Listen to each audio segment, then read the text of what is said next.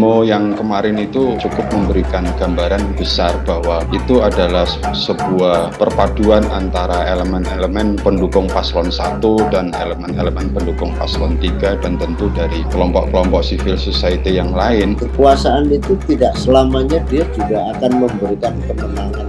Artinya di sisa waktu Pak Jokowi ini kalau misalkan semua orang mau dikriminalisasi, ya menurut saya rakyat juga akan semakin menilai bahwa ini ada proses yang tidak baik, ada proses yang tidak jujur. Tapi ini semua adalah kejahatan terhadap rakyat. Saya tidak pernah ragu bahwa tidak akan ada yang mundur selangkah pun. Ini bukan soal kepentingan 01 sama 03. Ini adalah kepentingan demokrasi kita ke depan.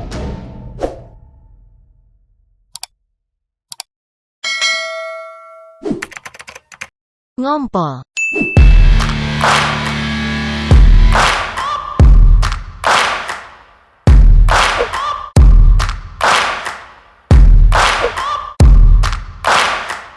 Hai guys, apa kabar lo hari ini? Balik lagi nih di Ngumpul ngomongin politik bareng Mas Ruri Alfaruk, Ahmad Raufik, dan pastinya gue Debbie Wage. Deg-degan ya guys hari ini karena kita akan tahu nih hasil dari pemilu, tapi kita nggak mau ngomongin itu, kita mau ngomongin demo kemarin nih. Kita langsung sapa Mas Ruri dulu deh. Halo, selamat pagi Mas Ruri. Pagi, Mbak Debbie. Gimana akhirnya jadi demonya walaupun agak hujan dan bulan puasa ya? Ya, lumayan bagus ya demonya kemarin. Seperti yang diharapkan nggak Mas Ruri? Apa Ya, harusnya lebih besar lagi? ya kemarin sudah lumayan besar ya. Kalau saya monitor udah lumayan besar demo pesertanya. Itu ada mempengaruhi dampak untuk hari ini pengumuman KPU? Apakah KPU ngerasa tertekan misalnya? Apakah menjadi suatu efek penekan yang efektif gitu untuk hari ini pengumuman? Iya, tentu akan ada kaitannya ya. Tentu Hmm.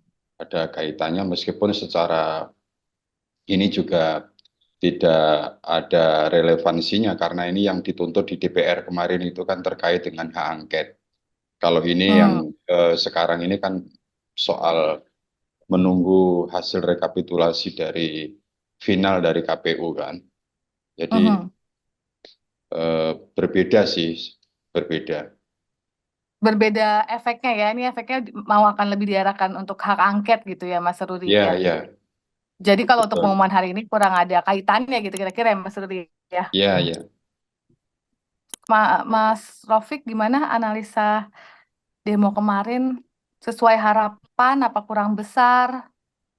Ya kalau sesuai harapan dikira kita yang berharap ada demo. Ya intinya kalau Iya kita juga. lihat situasi, lihat pemberitaan, memang demo kemarin itu menunjukkan ada tuntutan yang cukup keras dari masyarakat, dari civil society. Saya lihat Prodin, Refli, dan banyak sekali, bahkan tidak hanya di Jakarta, tapi di daerah-daerah juga banyak melakukan aksi protes, menyampaikan aspirasi terkait dengan kecurangan-kecurangan pemilu yang itu tidak bisa lagi dianggap enteng. Jadi elit politik, para penyelenggara dan sekaligus pemimpin negara ini juga harus menyimak baik-baik, sebab kalau tidak ada kanalisasi dalam soal aspirasi ini akan menjadi bola salju, dan dengan adanya bola salju ini akan membuat situasi politik akan semakin runyam. Maka kanalisasi yang dimaksud itu ya termasuk hak angket. Hak angket ini tidak ada kata lagi untuk berhenti. Saya lihat Adhiana Napitupulu mewakili PDIP ketika menerima perwakilan demonstran juga menyampaikan bahwa PDIP juga akan memastikan bahwa hak angket ini akan berjalan. Nah, ini adalah gayung bersambut, artinya apa yang menjadi keinginan di parlemen, apa yang menjadi keinginan di jalanan, itu sudah Mhm. mulai match gitu. Jadi kekuatan ini sudah saling memberikan support, sehingga hak angket itu mau tidak mau ya memang harus dilaksanakan sebaik-baiknya, karena aspirasi jalanan ini kan sesungguhnya menyampaikan sebuah eh, pandangan politik yang versi non partai, yang melihat bahwa kecurangan ini masif, kecurangan ini memang terskenario, kecurangan ini memang sengaja dilakukan agar menguntungkan pasangan tertentu dan partai tertentu. Nah, Mhm. ini kan merusak demokrasi. Nah, merusak demokrasi itu pasti yang dirugikan rakyat. Nah, civil society punya kepekaan di situ. Nah, tentu harapannya dengan adanya hak angket di parlemen itu bisa mewujudkan sebuah kegelisahan, sebuah setidaknya juga bisa menjadi pembuktian bahwa kecurangan itu masif dan nyata. Oke, Mas Rudi, jadi kita bisa ngelihat kalau daya tekan yang ingin disampaikan Pak Din dan kawan-kawan untuk ibaratnya koalisi 1 dan 3 tetap konsisten gitu ya, menjaga hak angket sebagai penambah power juga mungkin untuk mereka, kan pasti kita akan ada lobby-lobby yang luar biasa ini hari-hari ini di DPR untuk hak angket ini. Jadi mungkin ini sebagai salah satu kekuatan gitu ya untuk koalisi 1 dan 3 tetap solid gitu. Iya, ya, saya kira Tapi demikian ya, bahwa demo yang kemarin itu cukup memberikan gambaran besar bahwa itu adalah sebuah perpaduan antara elemen-elemen pendukung paslon 1 dan elemen-elemen pendukung paslon 3, dan tentu dari kelompok-kelompok civil society yang lain yang Mhm. berkumpul di situ. Karena pada Mhm. saat eh, mereka berdemo, kemudian juga bisa diterima oleh DPR yang di situ diwakili oleh baru fraksi di PDIP, ada Arya Bima, ada Mas Hinton, ada yang disebut Mas Rofik tadi, ada Adiana Pitupulu, dan dari 18 elemen yang diterima tersebut itu memang cukup representatif dari elemen-elemen yang pendukung paslon 1 dan paslon 3, termasuk dengan tambahan dari civil society tadi itu. Dan kesimpulannya adalah eh, mereka keluar dari pertemuan itu sangat happy ya. Para pendemo Mhm. ini keluar dari berdialog dengan para anggota dewan ini sangat bergembira karena aspirasinya bisa diterima dengan baik, dan ada komitmen yang diwakili oleh teman-teman PDI ini yang ada di parlemen bahwa hak angket akan dilanjutkan dan akan diteruskan. Nah, ini Mhm. sebuah hasil demo yang baik, dan tentu yaitu yang diharapkan oleh masyarakat, seperti Mhm. yang disampaikan oleh Mas Rofik tadi. Ini kan saling memberikan penguatan, yang Mhm. di luar parlemen memberikan penguatan dengan konsolidasi gerakan-gerakan civil society, dan kemudian yang di parlemen juga Mhm. menjadi penyemangat eh, penyemangat dan pendorong yang agar mereka tidak ragu dalam memperjuangkan hak angket. Ini baru proses yang kesekian ya, karena memang untuk perjuangan sampai nanti goal itu kan memang masih ada tahapan-tahapan yang panjang yang harus Masih diperjuangkan. panjang. Maka ini para civil society ini memang harus menyimpan energi juga, karena eh, tidak cukup hanya dengan yang demo kemarin, karena Mhm. tentu diperlukan support dengan gerakan-gerakan civil society di tahapan-tahapan proses angket berikutnya.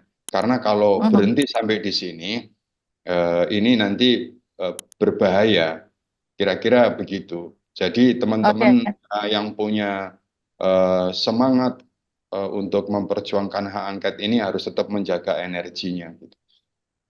Oke, Mas Rafiq nih walaupun agak keluar sedikit, tapi aku mau tanya ini gimana untuk keputusan hari ini KPU kira-kira masih pasti 02 apa gimana menurut Ya pasti analisis?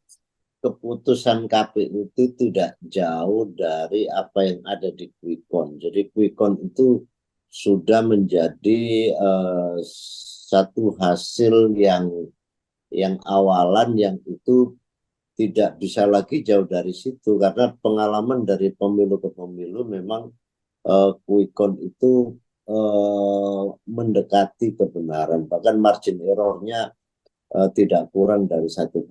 Ini secara ilmiah kan sebenarnya bukan soal hasilnya sama dengan quick count atau enggak, masih Prabowo atau enggak, masih PDI nomor 1 atau enggak, tetapi memang yang dikritisi ini adalah proses dari awal yang itu tidak ada ketidakjujuran, ketidakadilan, dan manipulatif. Dan manipulasi Mhm. ini seringkali sudah disebut oleh masyarakat, bahkan Mas Hasto terakhir menyebut bahwa Pak Jokowi itu memang otak dari semua pergerakan ini yang membuat proses demokrasi ini menjadi hancur lebur. Jadi ini yang memang harus diaudit. Jadi mulai kalau kita bicara lebih jauh, proses rekrutmen KPU ini kan juga udah sangat politis. Jadi tidak Tapi mengedepankan pada aspek kompetitif, kompetensi, kompetitif berdasarkan pada apa sisi kemampuan, sisi kapasitas, tetapi ya memang sudah diijon oleh partai-partai. Jadi kalau kita lihat di KPU itu hari ini ya memang mayoritas menjadi bagian dari partai politik. Jadi proses rekrutmen ini sudah bermasalah di awal dan ini menjadi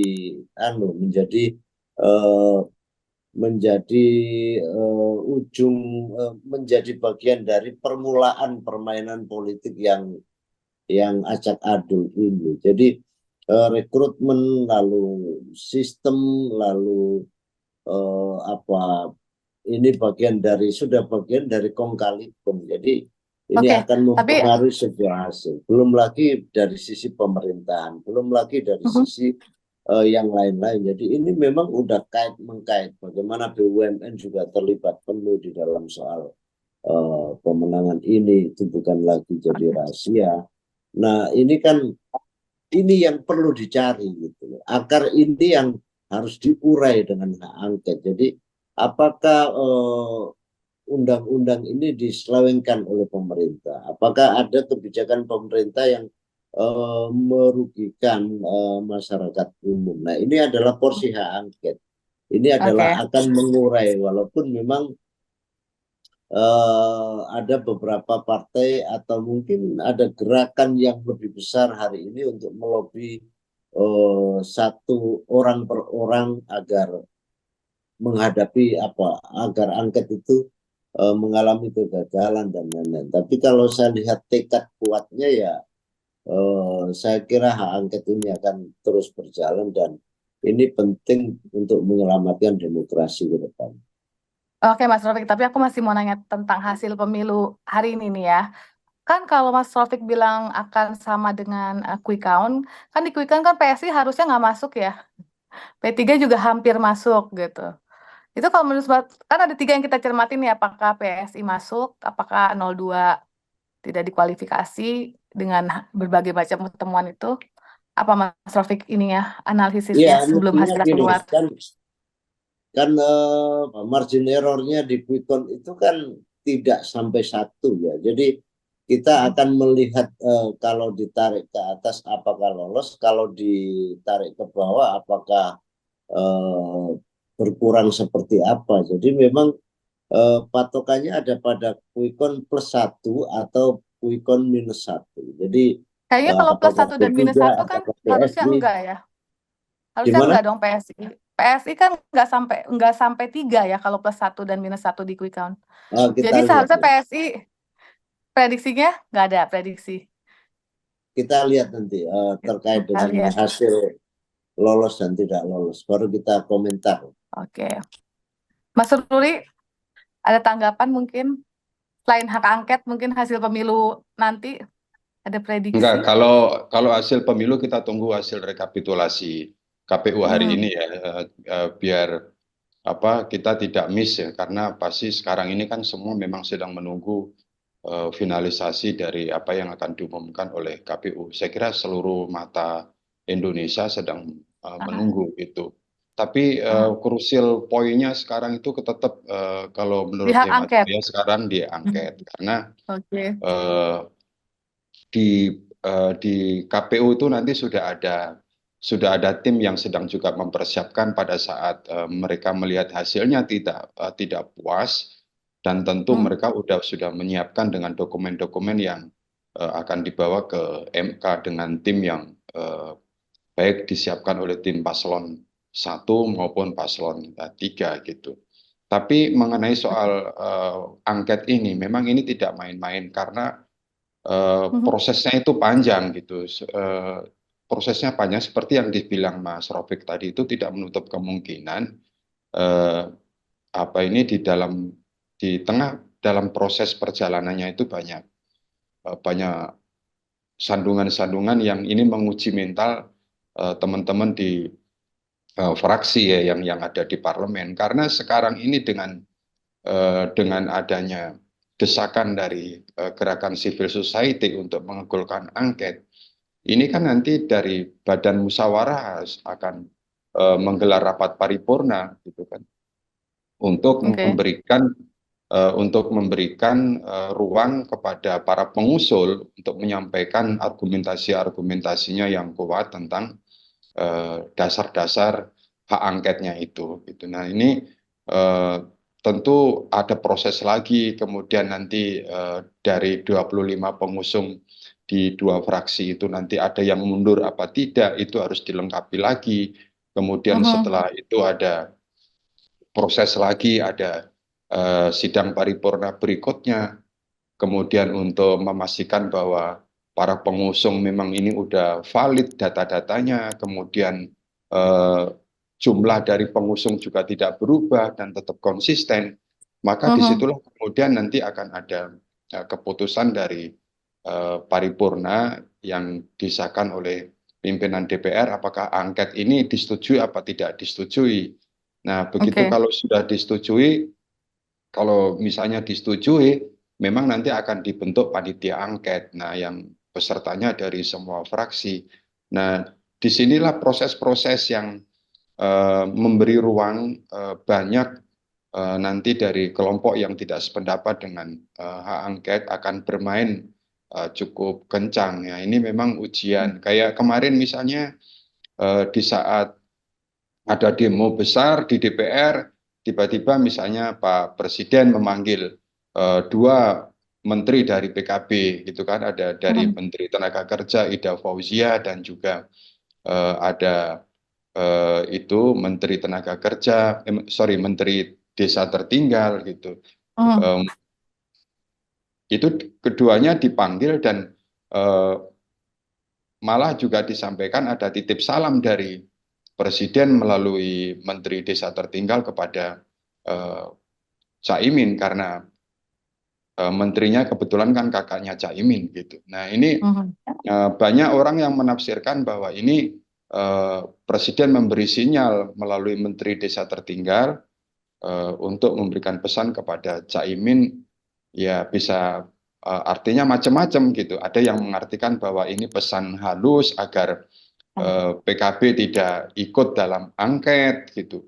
Mhm. Nah, meskipun dari teman-teman PKB ada Saiful Huda, ada Luluk Nur Hamidah yang udah Mhm. memberikan bantahan bahwa itu tidak ada pengaruhnya, bahwa komitmen dan konsistensi PKB untuk mengusung hak angket tidak berubah. Nah, Karena kita artinya, kita juga ya, artinya memang ini ada proses masih panjang dan ada ruang-ruang yang masih banyak untuk digoda untuk betul. menggagalkan hak angket itu. Makanya tadi bagaimana ini elemen-elemen civil society ini menyimpan energinya untuk mengawal setiap proses angket yang ada di parlemen, karena prosesnya yang ada di parlemen itu masih cukup panjang. Dan kalau dibiarkan tidak dapat dukungan dari civil society, gerakan dari luar parlemen ini dikhawatirkan jalannya itu bisa lamban gitu. Maka untuk kita bisa firm bahwa angket itu akan goal sampai tujuan, memang dukungan dari civil society ini harus terus mengkristal gitu. Saya kira demikian. Oke. Mas Rofik, tadi Mas Ruri bilang kalau di kubu yang satunya pasti kita akan menggerakkan civil society yang bergabung dengan kekuatan politik ini ya sebagai support power gitu. Tapi di sisi sebelahnya kan tadi ada salam dari Pak Jokowi untuk Caimin. Kita kan juga bisa mengartikan jangan-jangan kasus Caimin yang waktu itu sempat dipanggil ke KPK akan dikutak-atik lagi, atau salam horor-horor untuk para penggiat angket karena Mas Ganjar udah kena, Caimin udah dapat salam, sebelumnya juga sudah dipanggil KPK waktu awal pencalonan. Ini kira-kira apa nih yang akan terjadi, Mas Rofik? Kalau Ya, dari kita, ya jadi intinya semua yang punya keterkaitan dengan kekuatan politik ini akan dilumpuhkan. Misalkan Mas Ganjar ini sudah di strum melalui KPK. Titip salamnya melalui kakaknya menteri juga sudah ke Caimin.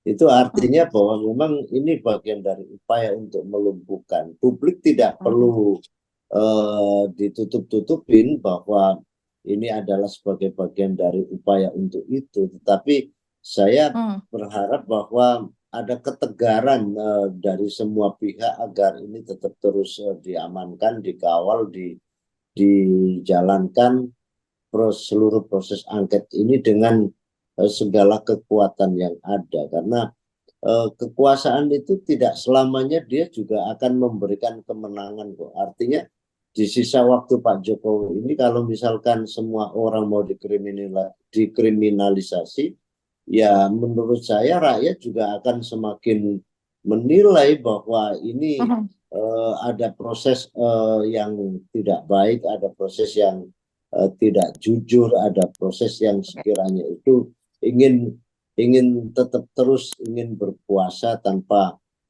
melihat sebuah realita atau kebenaran yang penting untuk masa depan buat bangsa ini. Jadi menurut saya kekuatan terus dilumpuhkan, tetapi saya tidak pernah ragu bahwa tidak akan ada yang mundur selangkah pun. Ini bukan soal kepentingan 01 sama 03. Ini adalah kepentingan demokrasi kita ke depan. Oke, makasih Mas Rofik, Mas Ruri. Kita udah dengar ya guys, komentar, analisis dari Mas Ruri dan Mas Rofik. Sambil kita menunggu hasil pemilu hari ini, supaya bisa mungkin kita omongin besok, gimana guys? Menurut kalian daya tekan Pak Jokowi atau ke hak angket ini akan apa nih guys yang terjadi? Kalian komen ya guys, apa nih kira-kira daya tekannya lagi dan support power civil society yang bersatu untuk mendukung demokrasi dan hak angket ini. Kalian support nggak guys? Komen ya guys ya. Sampai ketemu lagi besok guys. Bye.